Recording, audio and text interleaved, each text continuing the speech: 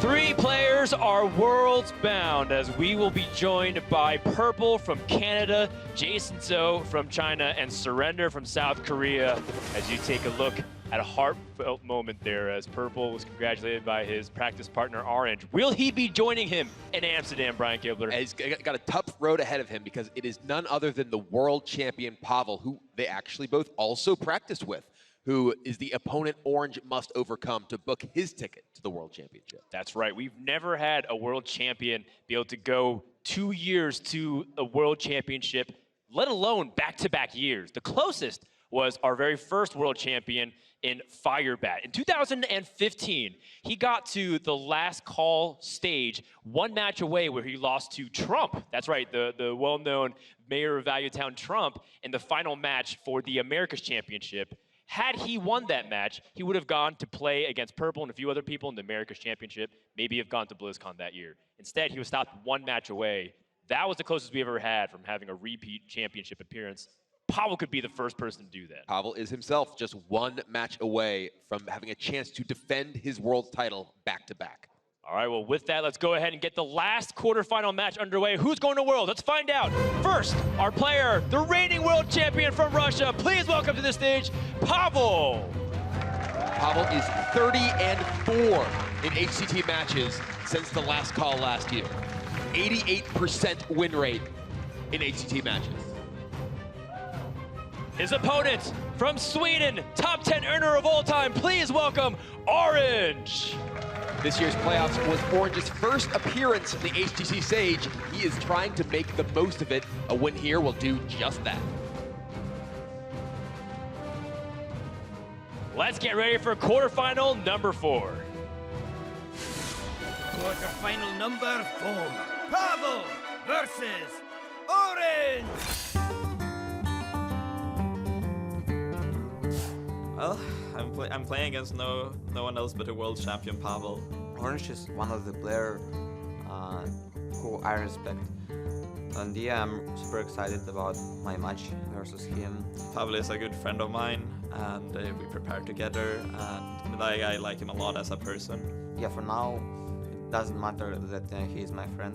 Now, first thing is my opponent, and I'll try my best to crush his dream, going to the World Championship.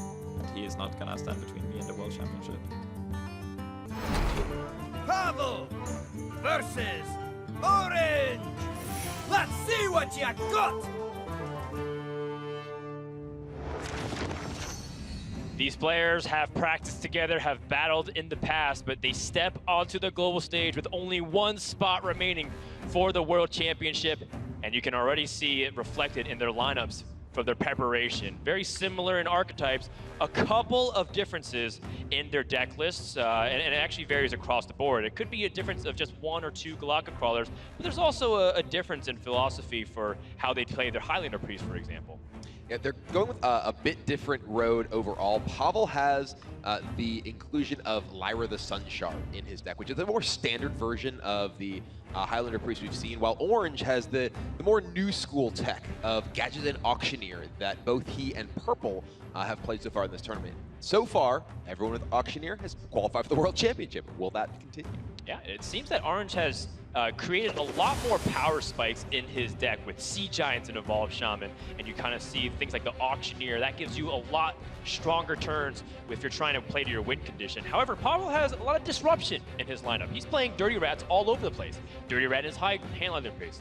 2 Dirty Rats in his Jade Druid. And when you talk about your preparation, Pavel expected a lot more Quest Mage and a few other decks to help target his specific Jade Druid, but it didn't end up becoming the case. And yet, how does it play into a factor if you start accounting for Dirty Rat in, for example, the Priest Mirror? Is that really disruptive towards how Orange wants to play his game? In a lot of these matchups, Dirty Rat is going to be more powerful than some of the tools that that Orange is playing with. Dirty Rat is much more powerful than Galaka Crawler against the other controlling type decks, though it could make things a little bit more difficult for him against the aggressive strategies.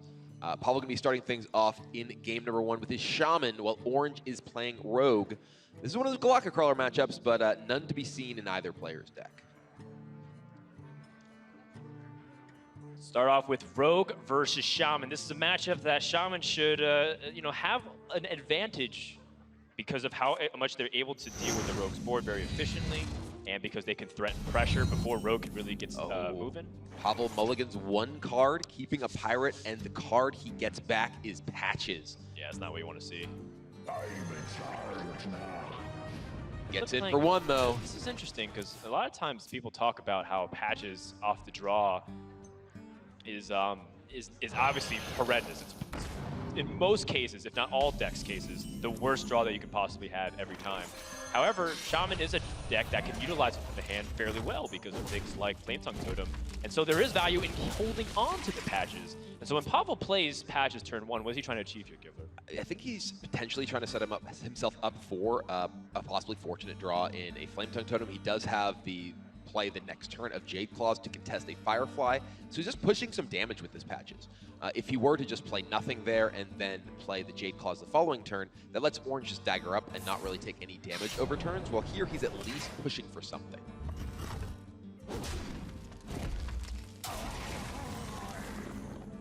Ooh, Primal Fin Totem for Pavel, though. That is an excellent draw to fill out the 2 spot in his mana curve. Otherwise, he would just be hero powering here, or potentially just using the Corsair to take off that last charge of the weapon.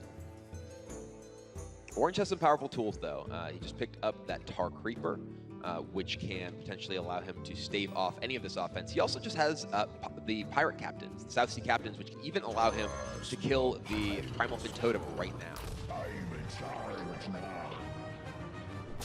Yeah, this is going to let Orange dominate the board just pretty commandingly. Pavel can answer immediately with his weapon and just with the board, and does he want to start putting more pressure through either Mana Tide Totem, or does he want to be more resourceful? The thing about it too is that Rogue actually has very good game plan going to the mid stages of the game. If Shaman is... Sorry, I was just thinking about sequencing real quick, but I think it's okay because in case he got spell damage to him, that would have changed it. But the thing about it is that Rogue doesn't deal with wide boards very efficiently. And so if Shaman's able to build that big wide board, Rogue doesn't have Fan of Knives. It's not really playing any other way to get back. So this is the really crucial turn for Pavel to establish that big board. And Orange is playing very slow. Rogue can do that, but you're also giving time for Shaman to ramp up a lot of their big threats as time goes on. And Orange, speaking of big threats, just picked up a Bittertide Hydra, which is a powerful mid-game threat, but does run the risk of dealing a lot of damage to you, and your opponent has a wide board of 1/1s, access to Maelstrom Portal. There's a lot that can go wrong if you're to coin out the Hydra that turn. Orange still taking it slow.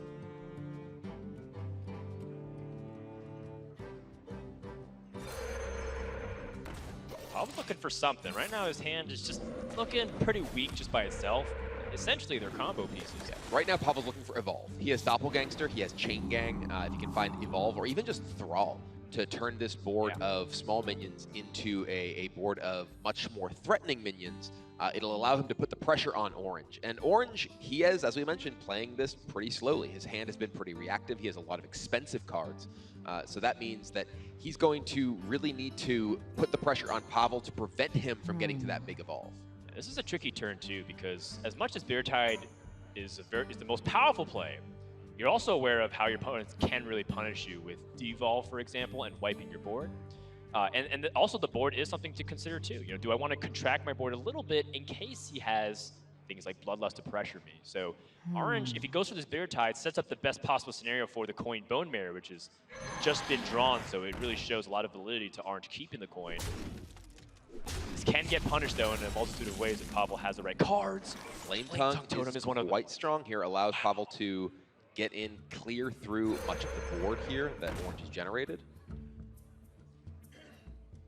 He even also just has the Chain Gang potentially used to help defend against this Hydra. Chain Gang next to a Flame Tongue even could potentially cause the Hydra to really have fits trying to get any damage through. It's like Pharaoh Spirits, except you can control where it's placed, which is really useful. And Pavel can see the determination. There's Evolve too. Comes into his hand, and that's going to fit exactly what Shaman's game plan is. In fact, Pavel's been talking to us all weekend long about what his game plan, how focused. Let's listen to what he had to say. For this tournament, my main target is just to get top 4, to qualify to the World Championship, but even if I get top 4, it doesn't mean that I will not try to get top 1. I will still fight for top 1 and do my best to get it.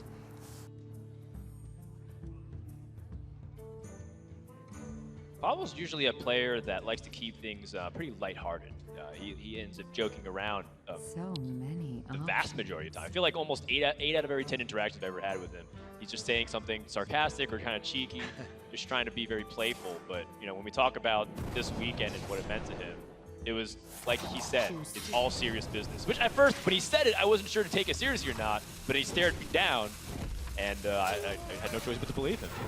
All right, well, Orange here, he's taking this game very seriously, taking his time figuring out exactly how he wants to maneuver this, decides to go for as much removal as possible, clearing off both Chain Gangsters as well as the Flame Tongue.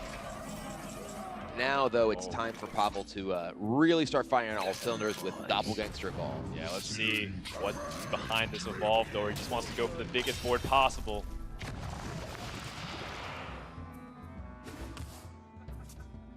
There's no taunts, by the way. Oh, there's Leroy Shouts not enough mana, but I was trying to count the damage. Orange has 11 on board right now. If he were to Bone Mare and go face, he'd have 15, but really setting himself up to get devolved. Well, devolve is certainly an interesting thing to talk about, because Orange didn't see his opponent deal with devolve at all. In fact, he just played very reactively or defensively through like Seradine Chain Gang against Spiritide Hydra. So I wonder if he's going to make a read that he doesn't have it. His opponent has 2 cards. It seems unlikely. And this is the turn 2 Bone Mare, but he also has other plays available to him. If he is able to Bone Mare here too, like potentially take value trades and then Bone Mare devolves into a 6. His minions on board, like the Viletide Slayer. There's the Bittertide Hydra and a Vilespine Slayer. I said Viletide, I think. But regardless, he can take some solid value trades, potentially get those Bone Mare, those devolve down with the Bone Mare. He's actually going to go ahead and Shadow Step his Vilespine and just go for a full removal plan here. Nice. And something, too, that we didn't consider, too, is Pavel just might have game-ending damage. We know he didn't, but Orange was factoring that in. Oh, there's Bloodlust, though, and there's 9-14. If Orange had removed 1 fewer minion from his board, that Bloodlust would be lethal. That would have been Devolve Bloodlust. Yes. And that would have been game. So Orange's removal play this turn, fighting for the board here, does play around both the Devolve and the Bloodlust, one of which was in Pavel's hand, one of which he picked up immediately.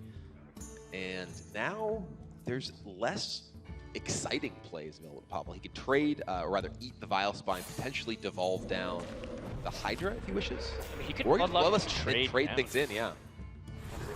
And it actually kind of works out okay, too, because gets value trades. Because he picked up the Taunt Totem, there's no easy pick-off. That's true. And he can play Primal Totem pretty safely. And get 7 to the face here. Oh yeah, 7 to the face is even better than the trade. And honestly, Summoning Portal's not really doing much now that Bloodlust is gone. He has 1 card remaining. Another Slayer for Orange, but his entire hand is expensive here. He cannot trigger the combo.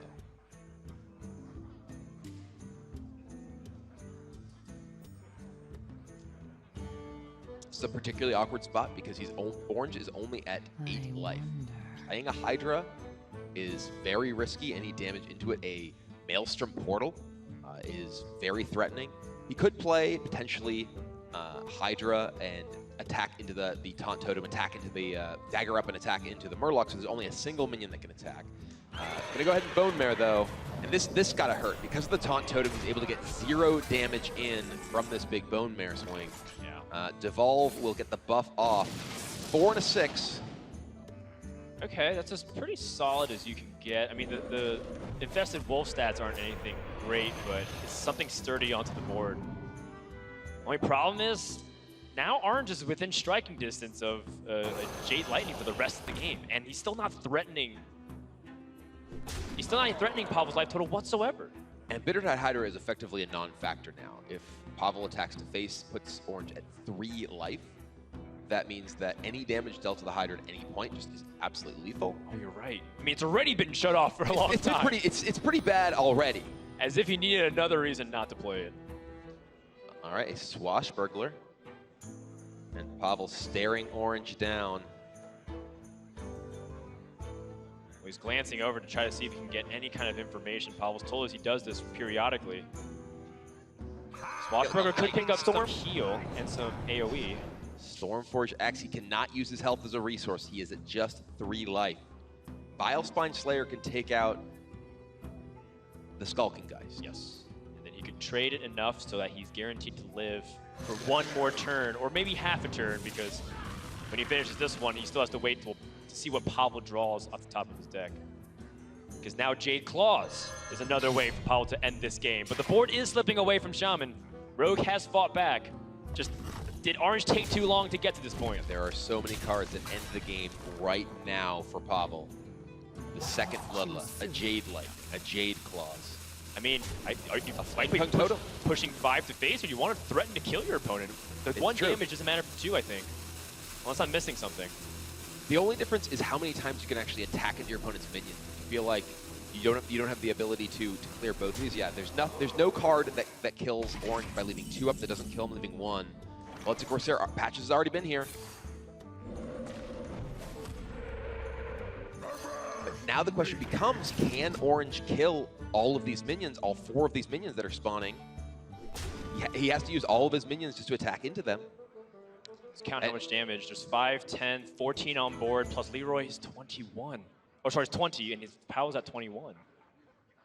You know, Pavel trying to figure out if he can go face, put Orange to 1. If he needs to attack into the Swashbuckler, what outs does this cut off for Orange? Well, the truth is, if he attacks with all face, it doesn't. All of his 1-attack minions are going to get killed off anyways. But he puts the pressure on. Orange has 1 draw. 1 damage. No. Prince Keliseth is nothing.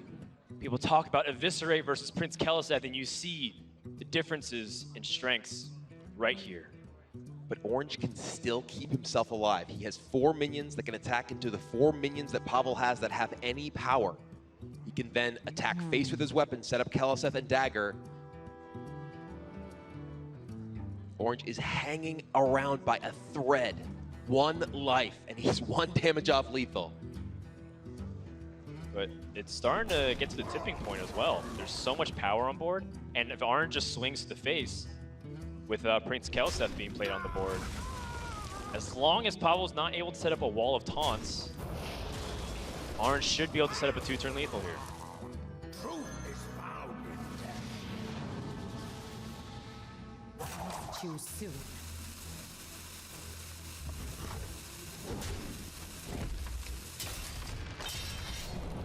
Pavel has multiple outs, needs any kind of damage. Doppelgangster's not it. Now he needs a Taunt Totem. Is a Taunt Totem even enough? That's not That enough. is it. Orange at 1 life. Claws his Unbelievable. way back into this game. Leroy is going to end it. Orange had a terrible start to this game compared to the pressure Pavel put on, and is just able to hang on, and that's a 1-0 lead for And Orange. Look at the relief on Orange's face after he has climbed back from what felt like an insurmountable deficit. One Huge game win close. for Orange here, as the Shaman being able to defeat the Rogue was definitely a matchup that was going in Pavel's favor. You saw why. He was got the big evolve. And that's just game number 1. When we return, we're going to find out what's going to happen. We're just getting started with Orange versus Pavel. Stay tuned.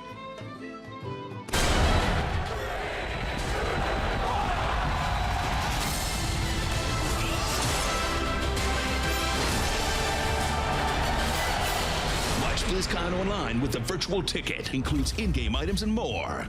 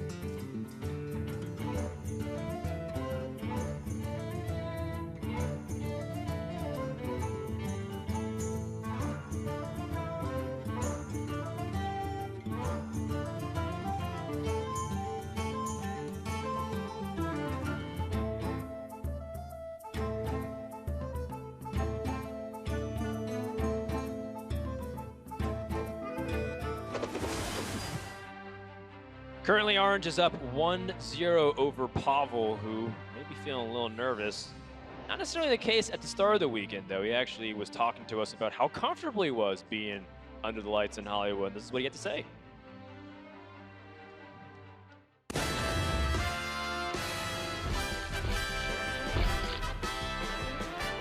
I always wanted to be an actor when I was a child. I was watching a lot of Jackie Chan movies, and that type of movies was probably my favorite when I was a child, besides Harry Potter. If there will be a movie about me, about the story of my life, it will be better if I play myself as actor. Yeah, I don't mind being noticed by people who don't mind to make pictures with my fans. I wasn't even planned to become a professional player. I wouldn't start playing this game just for money. But I definitely want to have a supercar in the future, like a Lamborghini or Ferrari. Will be cool.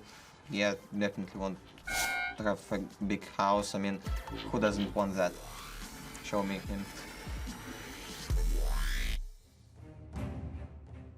He knows what he wants, and that's to star in his own movie, written and directed and produced by Pavel. Well, Pavel has come back from so many series in which he has been behind. Perhaps it is he who is the boy who lived. That's right, coming to fall next year. Be careful. That's what he always tells us every single time we meet him in the casters. Be careful. He always tells us to be careful, but we don't know. He doesn't say anything else. He just walks away. About what? We're not We sure. have no idea. Pavel is currently down 0-1, and we're going to find out whether or not he can bring it back in game 2. He's got his own rogue to strike back against Orange's Priest.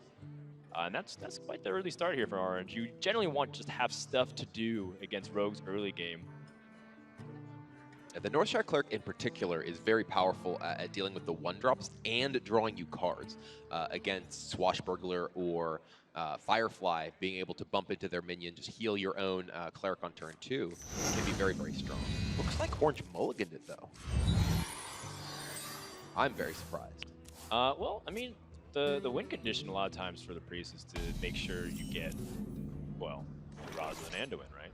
So, Yes, but perhaps more so against Rogue, Tempo Rogue, the win condition is to survive, is to outpace their early aggression. Perhaps he doesn't feel like the Northshire Cleric contributes enough to that. But I am somewhat surprised to see that.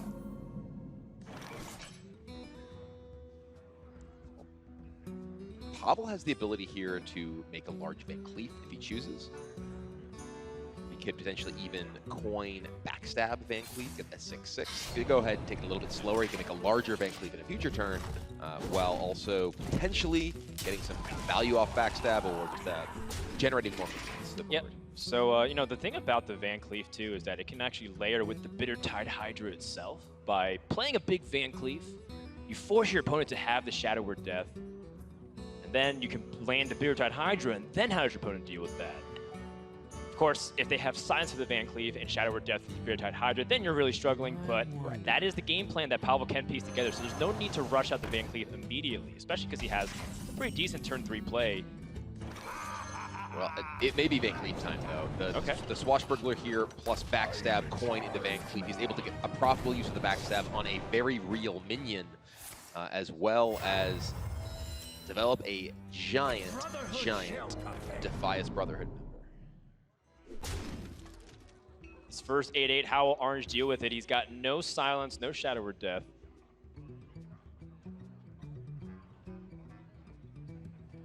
Looks like Pavel is debating whether he wants to trade off his patches or use his weapon, his dagger here. Using the dagger would do a little bit of damage to his face to preserve the patches.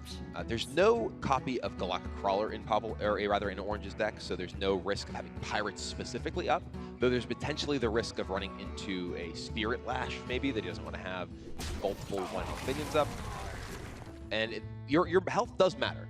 You know, you will often lose these games by just being essentially ground out of meaningful resources by the Priest, but sometimes they will simply race you. Yeah, I was looking for orange deck. Let's see if there's any Galaka crawlers in it. I don't see it as well. But even if there was, he couldn't guarantee that his opponent wouldn't get value because he has a Swashbuckler still on the board. And this is the points where orange kind of wishes that he had an ability to draw, because right now his best play is not really much. He can clear a little bit off the board. He can try to play Doomsayer and just basically try to gain 7 health that way. And just hope that Pavel doesn't have a very good, meaningful turn 4. Turn 4 is the point of which the rogue deck tends to struggle with an amazing play. Yeah, Pavel does have the Prince Valinar that we saw just a moment ago on the sidebar, which is a 4-drop that he can possibly play. Not in his hand, though. But he's going to reload a little bit with the Shaku after taking that Doomsayer. Yeah.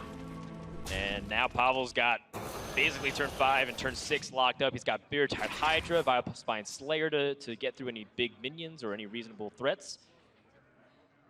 And he's also got Shadow Step for some combat tricks here. And Orange just draws Shadow Reaper Anduin, which is great in the late stage of the game, but You got to get much there. a dead draw. You've got to get there. 8 is a lot of mana when your opponent has an 8/8 in play already and another 8/8 to play just next turn. 3 turns away. That's I don't know about math there, but 8 + 8 + 16, it adds up to a lot. How does Orange get himself out of here? He doesn't even have any card draw. So what he's going to be done is stuck. He's just going to be stuck to whatever he draws next here, with 8, 10, 13, 14 represented immediately. And I mean, how much information is given to Pavel just by Orange passing here? Song Stealer, not super interesting, but a big threat. The Doomsayer is already gone, so just as a 5/5 that can potentially stop a Doomsayer, not terribly exciting. I mean, I think that we may actually just see Pavel close out this game next turn. Novice Engineer can find healing, but there's no huge heal in Orange's deck. He does not have the Greater Healing Potion. He only has Binding Heal. I guess this is an instance where Orange just has to go for a Hail Mary. Fight a Vile Spine Slayer off this Potion of Madness. Sure. Cold Blood. That does not do anything. I guess that's also another thing to think about when you have Gadgetzan Auctioneer versus Lyre the Sunshard. This is Orange. my death. Wow, Shadow Word death. Death off the top, but is that enough to stop the pressure? I mean, Orange still staring down a lot of He damage. survives the turn. He can kill the Edwin Van Cleef, it looks like he chooses. It's interesting, he actually could have chosen to kill the Vader-Tide Hydra, which has a little bit of damage on it, but is not vulnerable to silence. So there's the silence that can actually remove a great deal of the threat from the Van Cleef if he had chosen to go that way. Right, but then Dragonfire Potion, He has Holy Smite. Dragonfire Smite, yes. This is out this, allows in him this to open instance. it up. And he may just need to clear the board as it stands anyway.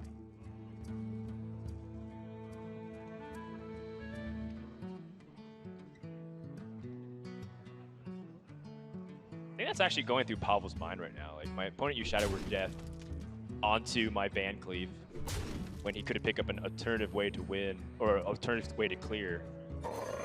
A little cute use of Cabal Song Stealer here, silencing your own Bitter-Tide Hydra's downside. Instead of taking damage, now nothing will happen when Bitter-Tide Hydra takes any kind of damage whatsoever. Yeah, Pavel's going to go ahead and hit the Novice Engineer to prevent Dragonfire alone from clearing his board.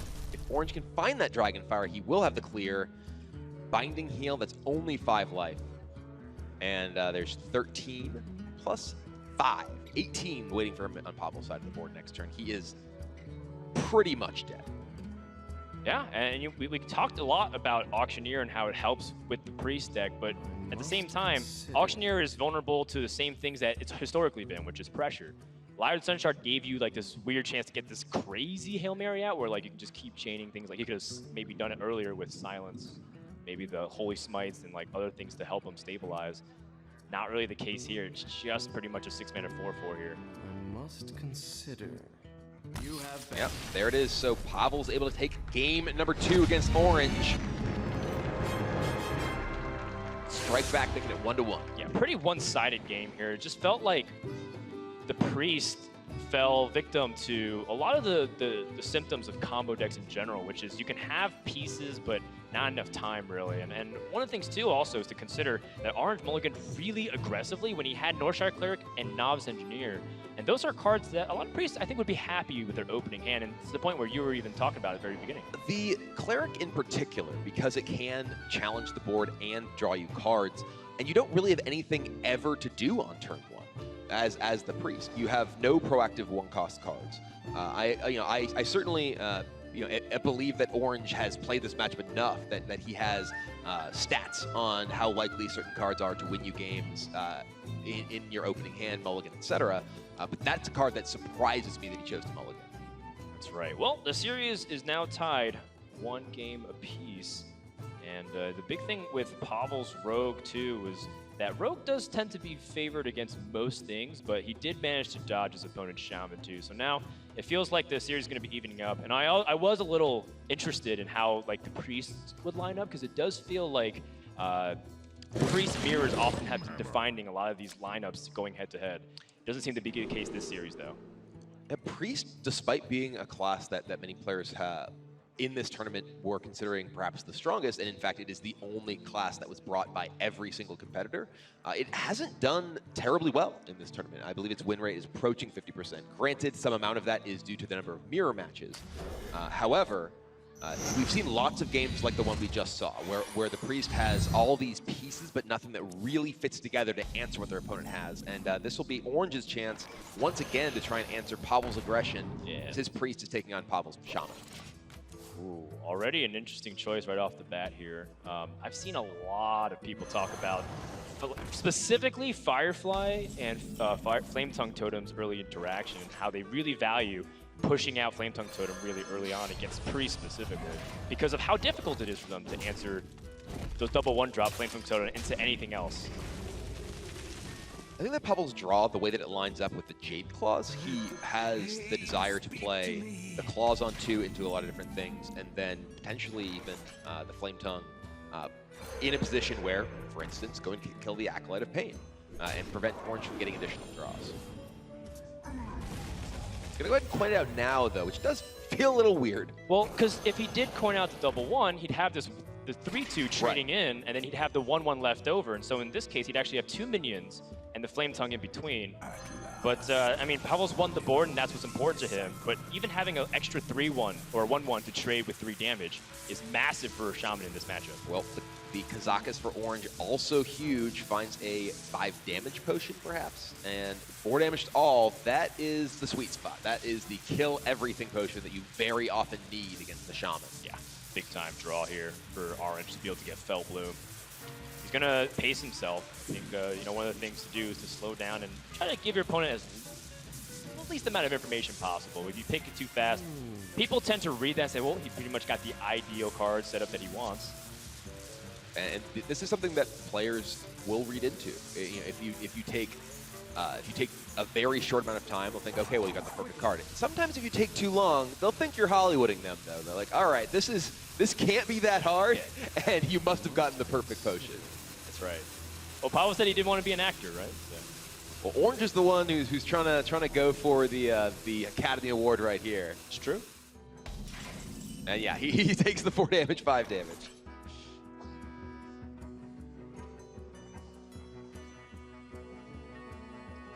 And Pavel, it looks like he's going to go ahead and fire off the Maelstrom to use his weapon to take down the Kazakus. And this allows him, interesting. Boar control right away.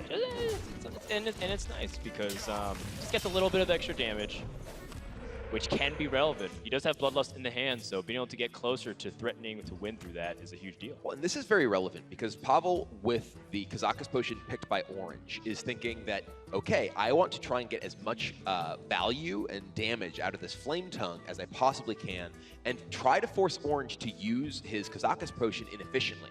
I don't want to overcommit into this because if he has a powerful Kazakus potion, he'll be able to blow up all my stuff. And right now, Pavel has essentially committed just a Flame Tongue to this board. And if Orange doesn't have a way to kill the Flame Tongue itself efficiently, then maybe he has to commit Potion, and Pavel can get much more value out of Mana Tide, Jade Claws, and Thing from Below in later turns. Yeah, Pavel wants to see the potion this turn, so that way he has a free Mana Tide to play onto the board and let his opponent deal with it that way, because then it's a little bit safer, and then your opponent has to have Silence or Shadow or Pain or other inconvenient uses of cards that he'd rather use on some other powerful minions. And the totems for the Shaman are, in many ways, their best cards in this matchup because they allow you to get more value.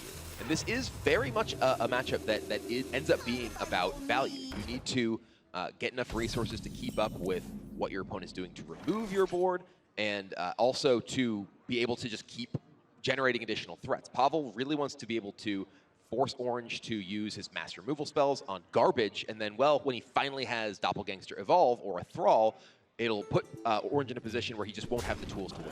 Yeah, except it works both ways here. Orange is trying to bait Pavel a little bit more into some AoE, which Pavel is aware of. Right. But Pavel can also set up a real threat because he has Bloodlust, and now he also picked up Bloodsteel Corsair. So that's also an extra 4 damage from patches that comes out. But if he does use Jade Claws, for example, it overloads. So there's a little bit of drawbacks on both sides here.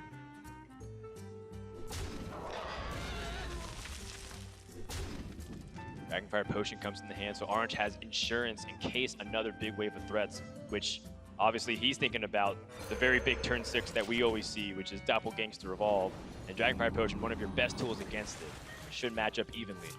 A second Bloodlust in the late stage of the game may be powerful. It's possible that any board that Pavel can stick with double Bloodlust late is able to end the game.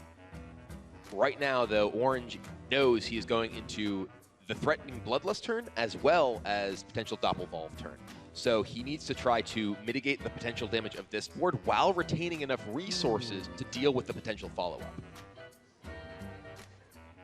Looking for any cheeky use of Potion of Madness. You can steal the spell damage totem in Spirit Lash, but it doesn't clear everything off.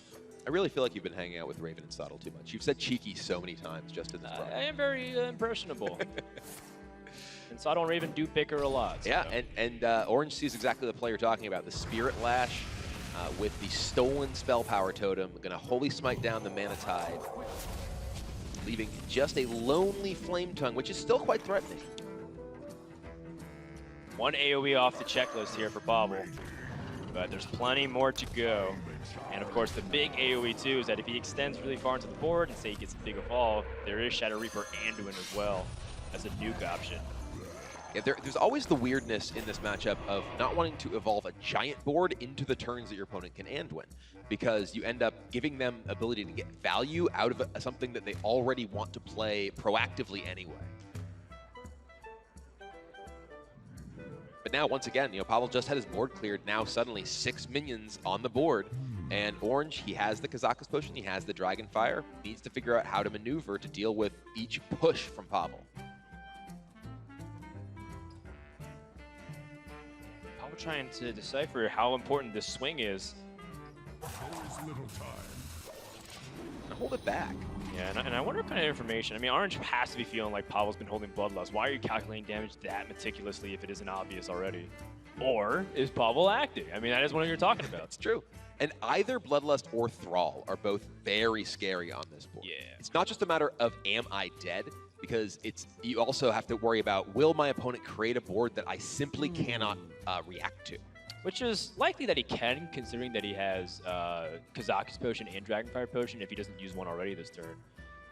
And, I mean, the Thrall Deathseer, for example, shouldn't really make everything 5 attacks, so the Anduin isn't really that great, but Dragonfire Potion is fantastic against most things Shaman can do. It's not something that Pavel wants to see, but he still has more ammo with his Doppelgangster. Perhaps he feels comfortable playing it for tempo. Still no evolve. Yeah. Jade Lightning is a threat. It does make a sizable minion here, but only 3/3. Yeah, it's something, which is nice, and you're coming up on your Shadow Reaper, or your opponent's Shadow Reaper Anduin turn. And Orange safely at 29.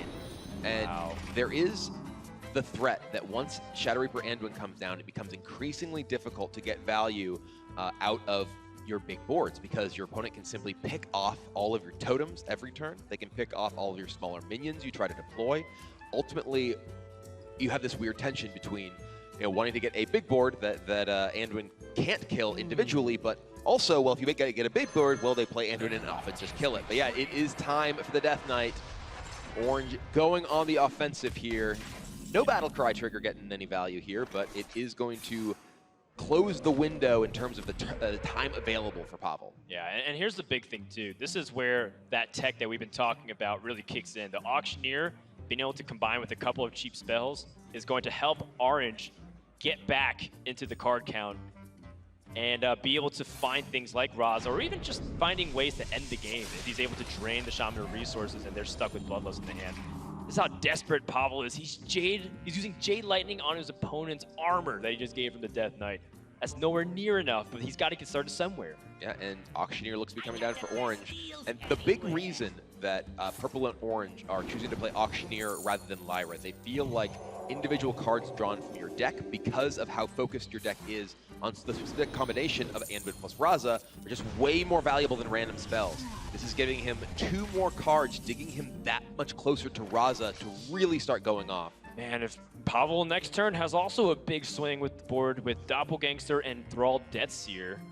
He's got to get rid of this Gadgets and Auctioneer, though. He's going to go ahead and trade both his totems and punch with that Jade Claws, which he has held back on. Yeah, but he does have a win condition now, or True. at least a winning line. He can Doppelgangster Thrall Deathseer. If your opponent can't deal with it, you have double Bloodlust. That should close the game in a lot of instances. The Orange we see, Akanai, Circle, Yeah. and Dragonfire in his hand. That is going to be very difficult for Pavel to maneuver around, even with a great double ball. Yeah, and you're gonna. This is exactly why so many priests feel comfortable in this matchup, even if the data suggests otherwise. The fact is, Shaman has so many ways to go wide on the board, but they're not that tall until Evolve comes in. And Priest can shut down most of those game plans because of all the combination of AoEs they have. And here, Pavel also sitting with a number of cards that require you to have a board to be effective. If he'd had a board this turn, Thrall by itself, fantastic. But Orange has been answering him every single turn, demanding that he continue to reload, and he can only reload so many times. I don't mind Orange just playing a little conservative here, removing his opponent's board. The shadows grow short. He would have to hero power 3 times, so that's 6 mana, leaving him 4 mana to use. He could use Blood Mage, Mind Blast, or you could just, I mean, he can also leave up a totem if he doesn't feel like dealing with the Flame Tongue. You definitely want to kill the Flame Tongue. The Stone Claw is less of an issue.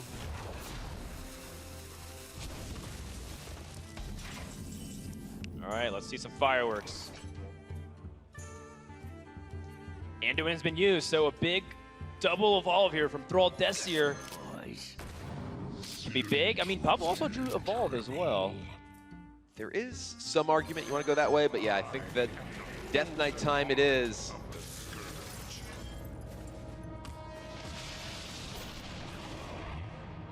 Well, Oh my goodness, everything is 6 health or less. That's a full guaranteed board clear here from Orange just with Blood Mage Thanos and the Dragonfire Potion. Orange is going to hesitate because you obviously want to evaluate plays, but that wasn't a big enough evolve here for Pavel. Orange doesn't even need to use Blood Mage Thanos if he just uses 2 hero powers, which would allow him to also keep Priest of the Feast in play.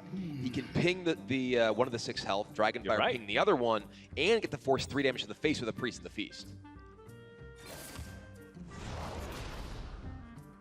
Pavel's getting wiped out completely. And this is one of the risks of Thrall Deathseer, is that you give away your hero power that generates totems. You have a ton of cards in your deck, require you to have minions in play. Bloodlust, Evolve. He finds a thing from below. That is something. Another 7 mana minion coming up. Oh, it's a Twin Emperor Vector again. Couldn't he at least get Vecnalash this time? Like, aren't the twins lonely when you only ever get one of them these days? Well, Orange picks up Shadowward Horror, which is nothing really special here, but the point is that Pavel can't really win. He's got double Bloodlust. This is something that players argue, like that's why double Bloodlust feels too situational. I'm stuck with it in my hand. I'm frustrated. And the truth is, most Shamans put double Bloodlust because they only want to draw 1. Yeah. They're not really trying to draw 2. They're trying to increase their chances for it. And I think Pavel is going to suffer very quick death in the next couple turns here because he's got Prophet Valen and Mind Blast coming at him the next turn potentially if some of this board survives and gets extra damage in. Yeah, Pavel does have himself a 4/6 minion, but not much life to work with. Let's see. 8 mana minions are pretty Oh, powerful. not that one. That one is not good. But he can evolve again. And 9 mana minions are also very good. For the most part, there's Ysera, there's like a lot of powerful dragons like Malyghosts that also come into play. But those don't really do that much here. Even if he were to evolve, get Malyghost, he can Jade Lightning for 9 and put Orange to 21.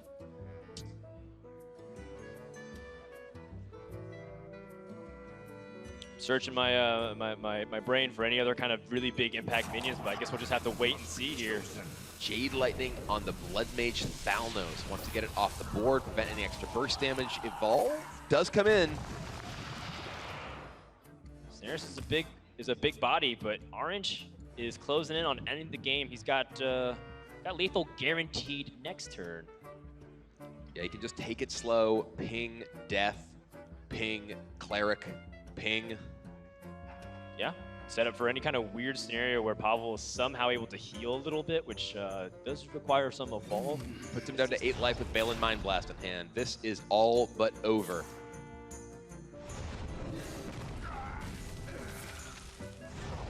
Pavel's known for miracle comebacks, but I don't think this next draw can bail him out. This is looking like it's completely over for game 3. How long can this go on? One more turn. This ends in Orange's next turn. Yeah, I mean, the evolve here can come down. He evolves a 4-mana minion, Doomsayer.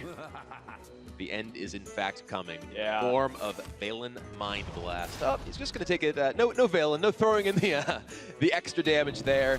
Exactly what he needs. And Orange is going to take game number 3 and move to 1 game away from the World Championship.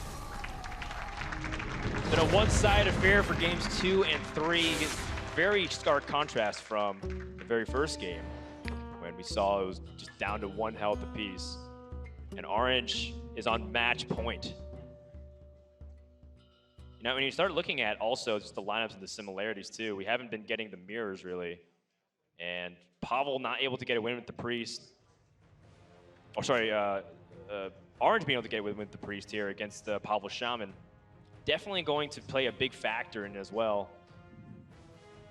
And now Orange, what does he have left here? I believe it's simply his Rogue, right? It was Rogue won the first game, so he has to play Never Shaman mind. left. He has Shaman. And then there's Shaman, so Pavel has the Shaman mirror, and he has to win his Priest versus Shaman. Yeah, and Pavel, though, we can't count him out just yet. Pavel has been down many times in matches. In the World Championship, he won. He was down 0-2 twice, came back in both of those matches, won, went on to win the World Championship. Now, he's down 2-1. He's certainly climbed higher hills before, but if he doesn't win these next 2 games, he is not going back to defend his championship. And he's talked about how much it means to him to be able to go back to the World Championship. And Orange also, Orange said that, you know, HCT is something that he hasn't really climbed. He's climbed almost every other tournament mountain in Hearthstone, whether he's competing in offline invitationals or some really stacked big opens as well. He's done it all, the Dream Hacks, the Seed Story Cups, the IEMs. Now he's 1 game away from going to the World Championship. Do want to point out, though, after browsing some history, Pavel has been trailing every series that he ended up winning. He had to come back in every single series that he's played at this championship so far.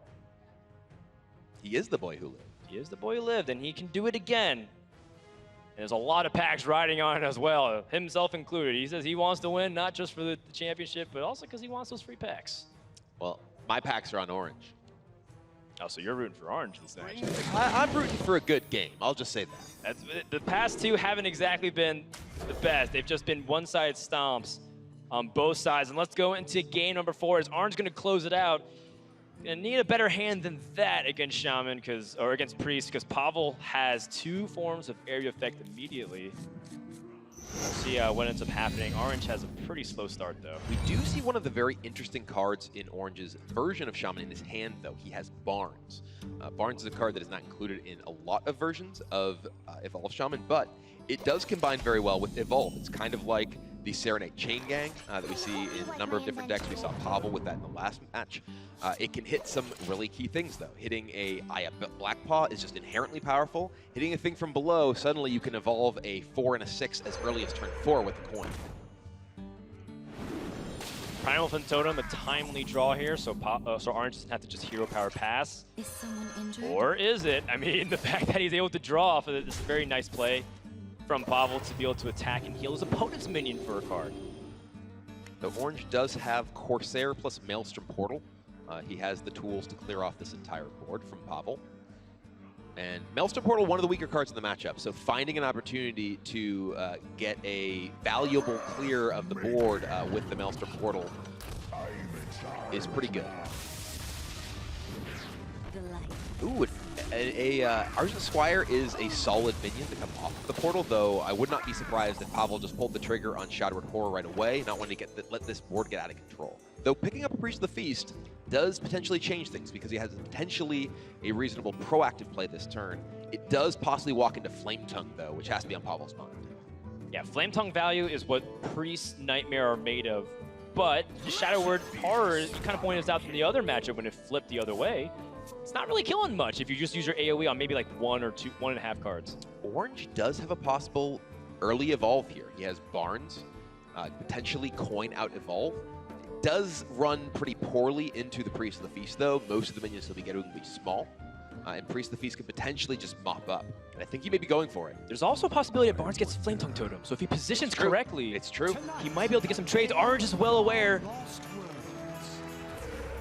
Totem? The other totem. I heard the totem sound like you didn't see the Murloc's attack go up. You'll see that before the animation finishes, though. That's right, to save you half a second of heartbreak. He's going for it, though. Evolve as early as turn 4, thanks to the Barnes tech. I like it.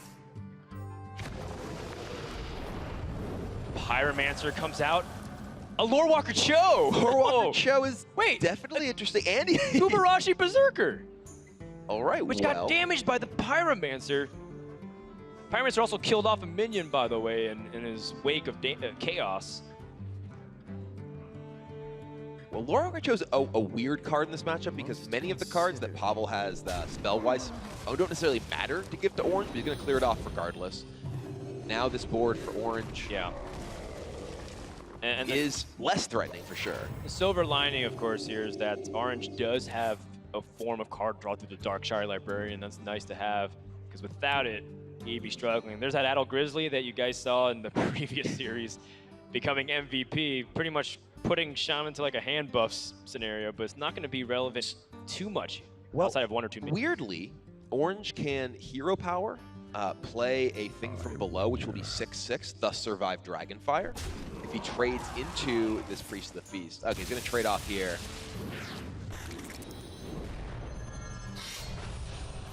Yeah, he's going to try and get the maximum use out of this Adult Grizzly to force potentially a Dragonfire Potion on this weaker board. Pavel does have Shadowed Horror, which would kill everything with the Darkshire Librarian as well. Which actually kind of works okay. You don't want to give your opponent the card draw if you don't have to.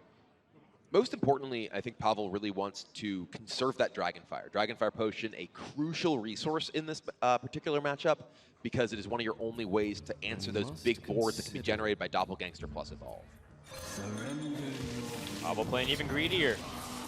And man, I like the greed if it pays off. Orange has 5, 9, 11 plus 12.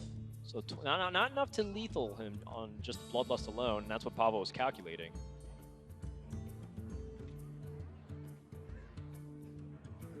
Doppelgangster, kind of interesting with the Adult Grizzly on the board. You can get a bunch of 3/3s. 3/3s are vulnerable to the same thing of Dragonfire Potion, though. Not to Shadowed Horror, though. You're right, not to Shadowed Horror. Oh, Thrall. Wait.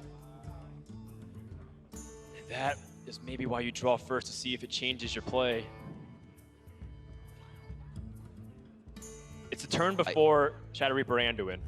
But at the same time, you're evolving things to 4 mana minions at best. Right, you're evolving. If you were to evolve with Thrall this turn, you're getting a pretty distinct spread of costs here. And now, though, the 6/6 thing from below, that can survive Dragonfire. Pavel does have Silence. He can remove the buff and clear off this board if he wishes. This board is scary. Shadow Word Horror allows him to develop a smaller minion, still get the heal off. The 6 damage is pretty scary, but not game-ending by any means, because Bloodlust is the big source of fear here. Yeah, Pavel still keeping that Dragonfire Potion, respecting the threat of Doppelvolve, doesn't want to give away his main removal spell. He doesn't have to.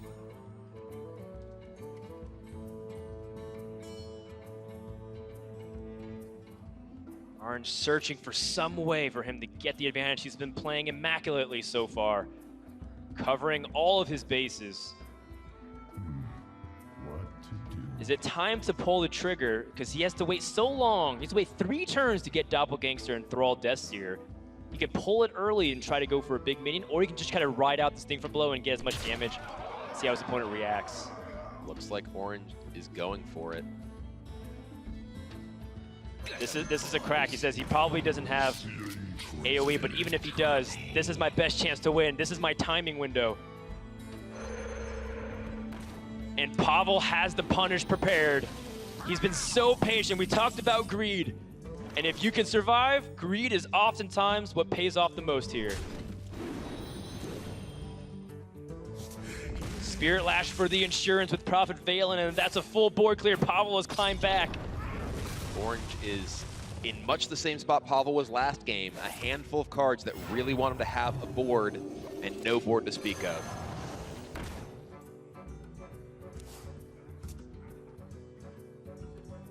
All right. Firefly. Yeah, you can get some 3-drops if he wants. Yeah, Not gonna be good enough. look, I mean, you got to do something eventually, but I mean, you also can wait a turn. Priest isn't putting you on a clock yet. Hasn't even demonstrated that it can pressure you. With this Lyra, though, things change a little bit. Right, now all of a sudden, without an answer to this Lyra, ooh, shadow form. Okay, sure. Old school Anduin. Yeah, makes Brian Kibler a very happy camper. And this is actually a big deal though, because now there's no potential development for small minions for Orange. Any small minion will either be picked off by the board Pavel has or just by his new hero power. We'll see. Orange has ways to go wide and throw out Death Seer for one last Hail Mary. He'll need chargers, he'll need some high impact 3-mana cost minions.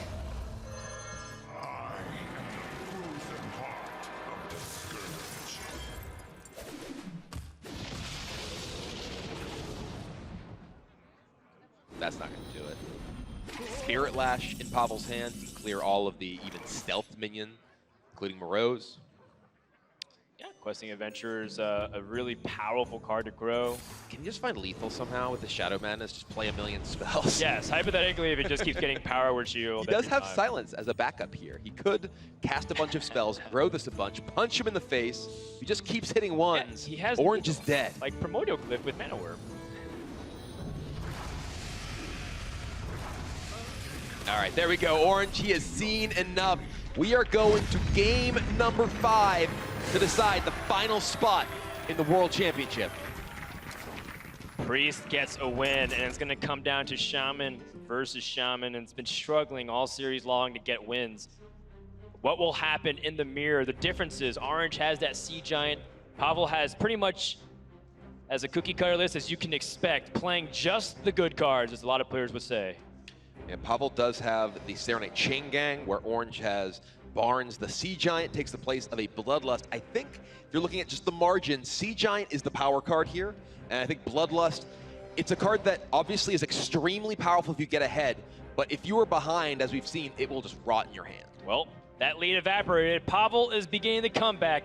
Can he do it in Game 5? We'll find out right after this.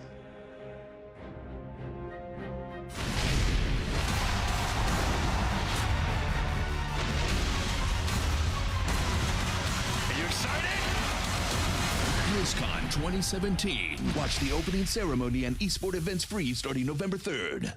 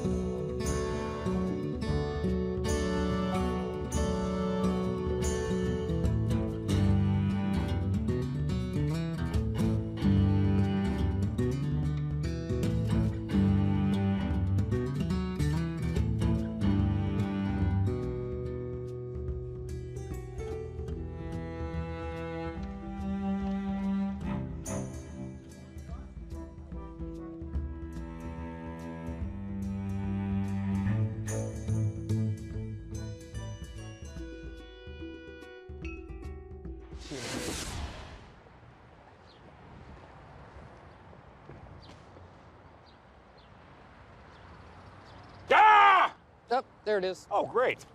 Anywho, why don't you just vanquish your foe? I can't just kill my boss, Gul'dan. They can if you do it righteously. Uther, there are no righteous kills. I've told you this. Ah, not with that attitude there isn't. Just hear me out. You should really take a yoga class. You Uther. should take a... Anyone gonna call shotgun? Shotgun? What form of forbidden ritual is this? Is it some sort of dark bargain? Shotgun. Whoever says it first gets to sit in the front seat. This shotgun is evil, yes? I shall bend it to my will. You don't bend it, you just say it. So it's a spell! No, you literally just say the word shotgun, and whoever says that first gets to sit in the front. But what must we give in return? Everything. No, nothing. 100% risk-free, you just say it, you get a free ride to Pizza Palace, which I'm pretty sure closes in like 6 hours, so... I don't understand. Why use a spell if you get nothing? I just don't trust it! Shotgun. Oh, thank you. Get in the car.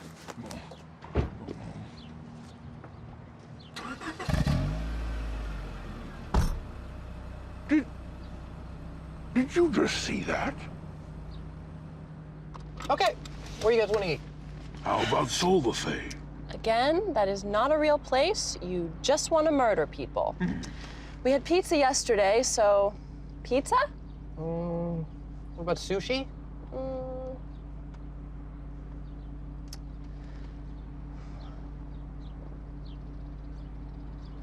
Shotgun! Uther gets it.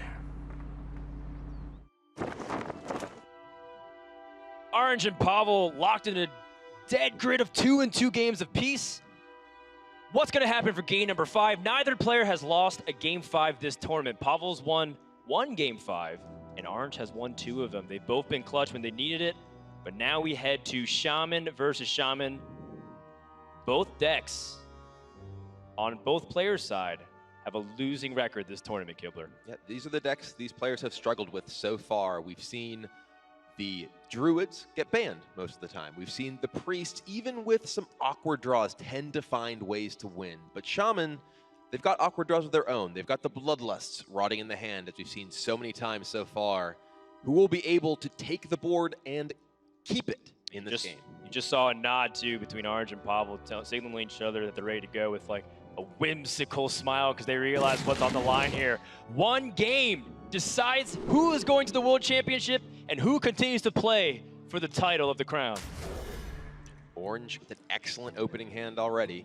He has a Firefly for turn 1, but Devolve and Maelstrom, great ways to react to your opponent. Not necessarily great to apply pressure, though. So going first, Orange may evaluate whether he wants to keep these in his opening hand. Yeah, Firefly, definitely a great choice. Pavel, not even happy with any of his opening cards. Going to be looking for other things like Jade Claws, which can have huge impact for snowballing the board. Flame Tongue Totem also valuable as well. And it seems like one of those dead cards you were talking about, Bloodlust, or will it be so dead? We'll find out here. Orange opens the Firefly, finds a Primal Fin Totem as his first draw. Pavel, though, no early plays, just Flame Tongue Totems in his hand. Shaman vs. Shaman is extremely volatile, just like it was before. It all determines on who can really win the board convincingly, but can you bounce back from any big board sweeps? Maelstrom Portal, just as important as it was a year ago. Brawl is the draw for Pavel. A great card if he gets to the late game. It's looking bad already here, because Orange is out to an early lead with that Primal Fin Totem. And Pavel mulliganed really fast, but I think he also had a Primal Fin Totem in his opening hand, chose to go for a very big gamble. Right now it's not paying off, but again, we're still in the early stages of the game, and Orange is holding back. We see Orange respect the threat of Maelstrom Portal and Devolve from Pavel, decides to trade in a 1-1 rather than try and value trade with the 1-2, as well as not deploy his Flame Elemental. He wants to try and maximize the value of this board he has and keep a reload. Yeah, and you can see that Pavel hesitated immediately. And with that Maelstrom Portal, will come back onto the board here, and that's what Orange was, he was suspecting a little bit. Orange has Maelstrom Portal of his own, finds a Corsair, can find his patches if he wants. And we see, both players, as you mentioned, have not had success with Shaman this weekend. It has been the weak point of their lineup so far. I wonder if Orange wants to toss in a portal or hero power. It's kind of close. But the thing is about the Maelstrom portal is that he doesn't actually have a real way to follow it up. He's got 2 devolves in the Maelstrom portal, so in a way, this is Orange's hope that he draws something really good. And now Orange has a wide board, but very little to do with it. He kept that devolve in the Maelstrom portal in his hand. He has since drawn another devolve and another Maelstrom portal. He has a firm control of the board at this point, with 6 minions to 0, but no way to leverage it just yet. I wonder. Pavel knows the dangers of a Flame Tongue Totem coming out here. It would wipe his thing from below and would pressure him significantly. But if he doesn't do anything, he also is staring at 6 minions with 18 guaranteed Bloodlust damage.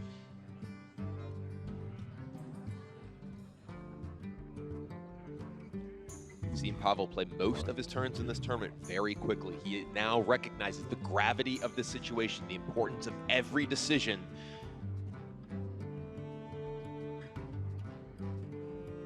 I mean, Orange has 1 Bloodlust in his deck, and now you can see the pain of Pavel drawing both of them in back-to-back crucial games here.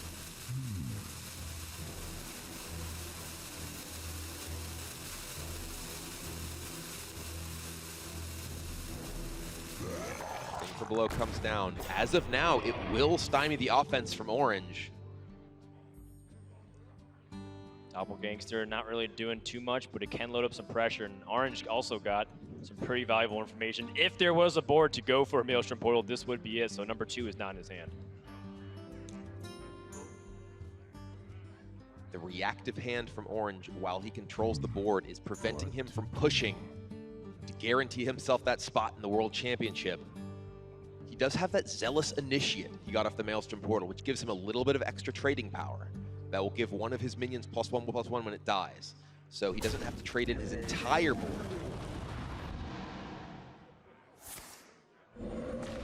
Gonna continue to take it slow, recognizing the Doppelgangster is much more powerful if he combine it with Devolve, or rather Evolve. He has the Devolves.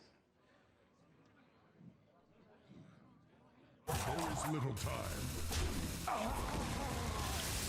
Portal number 2 comes out. That's Orange's main mechanic to get back onto the board if he loses it, but he doesn't intend on doing so.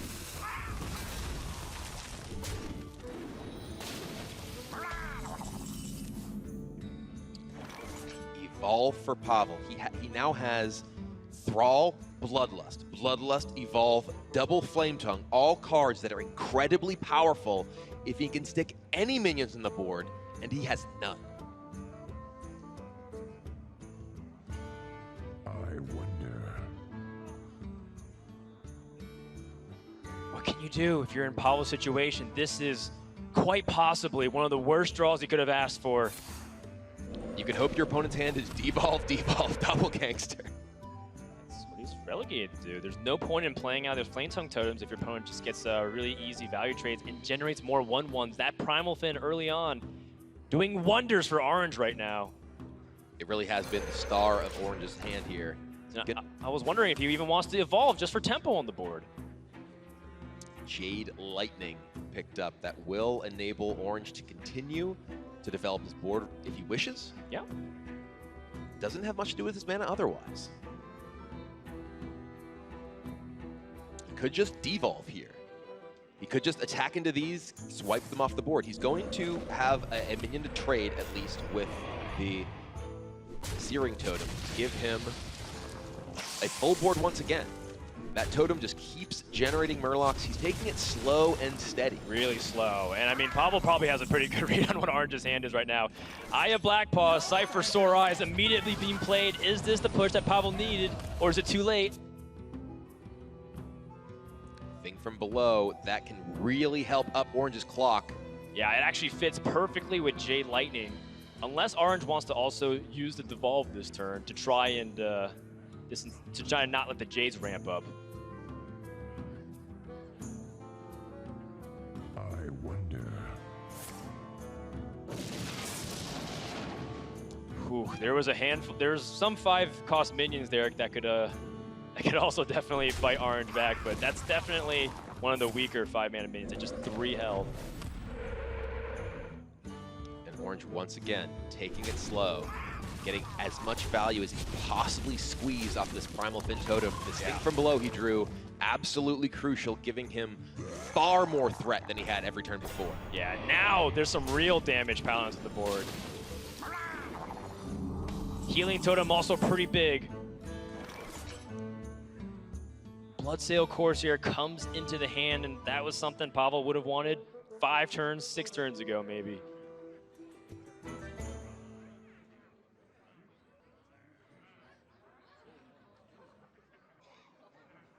He does have an interesting evolve possibility here. If Bloodsail Corsair with Thrall, Deathseer, and Evolve, it does get his minions up to 4 mana minions.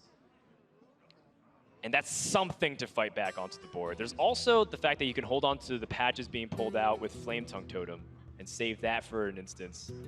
But it's not nearly as strong, but you can use 1 Evolve. So you can Bloodsail Corsair, Hero Power, Flame Tongue Totem, trade into the Taunt Totem, and then Evolve.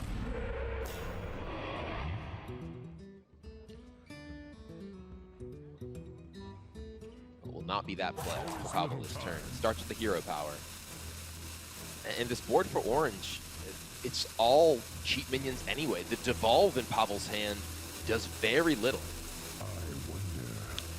And he's very much dead to a Bloodlust. And I think he recognizes that one. He thinks that Bloodlust is a card that makes a lot of sense to be in Orange's hand the way he's played this game. Decides to commit his Flame Tongue and Patches.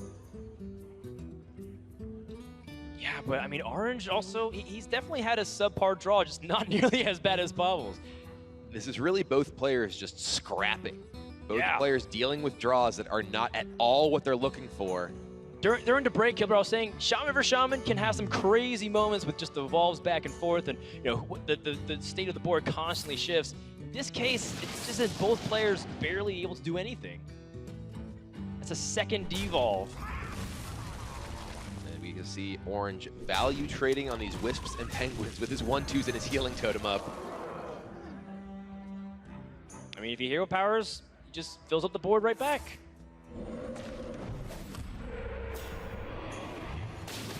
Pavel needs Doppelgangster or something else equivalent.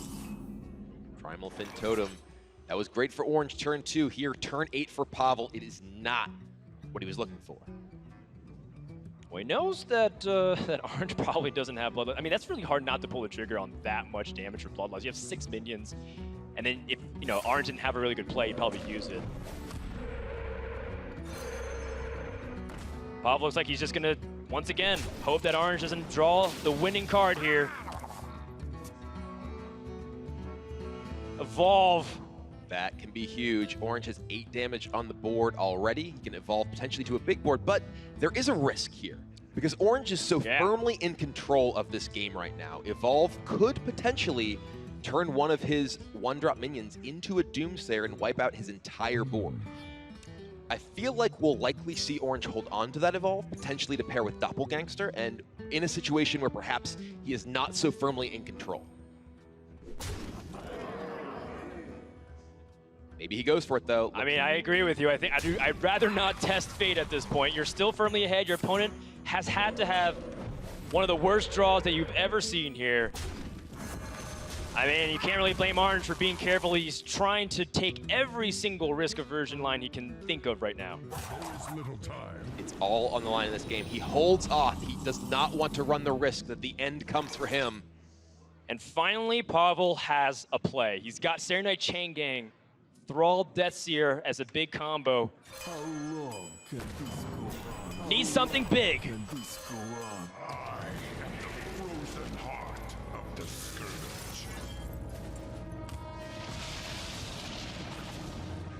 He's got some stats. He's got Bloodlust, but Bloodlust off the top. Orange has defeated the champion and is going to the World Championships. Pavel was knocking on the door to history, but Orange slammed it shut, and it will be he who represents Europe in Amsterdam. Pavel had the movie made. It was his story, and he was the star, but Orange has played the spoiler as he is going to join Purple, and as well as a handful of his friends, in the World Championships in Amsterdam. As you can see, a moment of celebration there, but it was bittersweet too. Orange was talking about how he didn't want to have to play a fellow European and the world champion Pavel to make it. Yeah, earlier today we saw Orange be the one who ran up in excitement as his friend Purple qualified, and now Purple got to return the favor as Orange takes the final slot from the Summer Championship. Big congratulations to Orange, and again, another great showing from Europe as two of their players have advanced. Or one of the players, excuse me, and unfortunately Pavel did drop here, but what a great top four that we have. We have Purple, Surrender, Jason So, and finally Orange, one from each region. Let's head over to TJ, who's joined by Orange for a couple words on the Twin. Orange, you're going to the World Championship, man. How does it feel? I can't describe it. It feels amazing. This was the goal, and I got there. In your first HCT appearance, nonetheless, which was a surprise to a lot of people, but we didn't make it easy for you. You had to go up against Pavel in the final round. What a legendary final boss. Did that make it any more meaningful to you that you defeated one of the toughest opponents in the field to actually make it there? It does. I think that Pavel is the best player in the world at the moment, and has been for quite some time. To go up against him and win it's the best way I could imagine it. Yeah, it feels like you have sort of a big support system here, and you talked about your preparation leading up to the tournament. I know it's probably going to be tough for you, but who helped you along the way? What is there any message that you want to give to the people that helped you get here?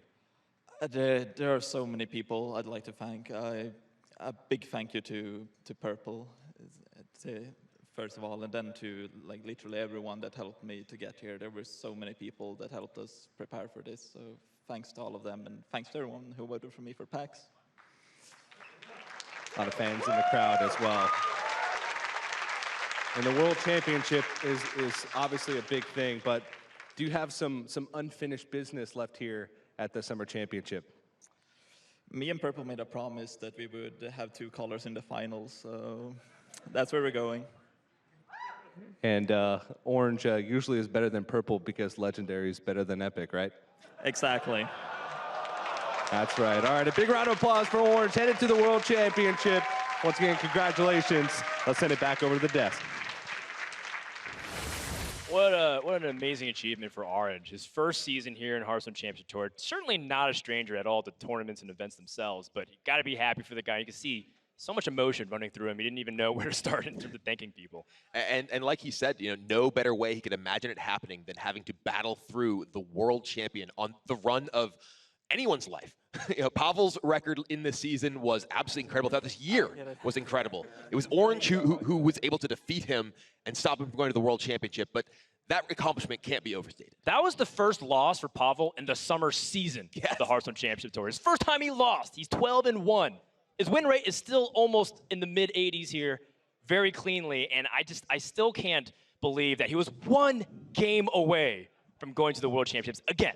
And it took a draw like that, of just every terrible card he didn't want to see in his deck to keep him away. Yeah, he needed that, and he needed, Orange also had some awkward draws too, but you got to give it to Orange there. He made some really good plays.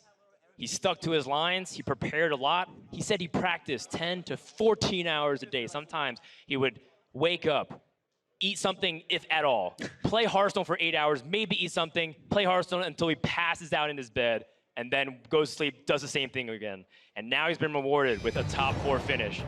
Another thing we mentioned as well, 1 player from each region, Purple from the Americas, Surrender from Asia Pacific, Jason So from China, Orange from Europe, and that's what we want to see from the Hearthstone Championship Tour as well. And it's also an incredible lineup of players. All of these players are storied in Hearthstone's history. Purple and Jason So making return appearances to the World Championship. Surrender has been heralded for a long time as one of the best players out of Korea. And Orange, despite being a relative newcomer to the HCT, is one of the winningest players in Hearthstone third-party tournament history. That's right. So we're going to get underway with the semifinals in just a few minutes here. Purple versus Surrender is coming up next, but not before we tell you once again what just happened before our eyes. Orange and Pavel, 2 of the best players in Hearthstone, went head-to-head with only 1 spot on the line. And in the end, Orange slew the world champion and was able to take the series 3-2. We'll be right back with more action here. You're watching HCT.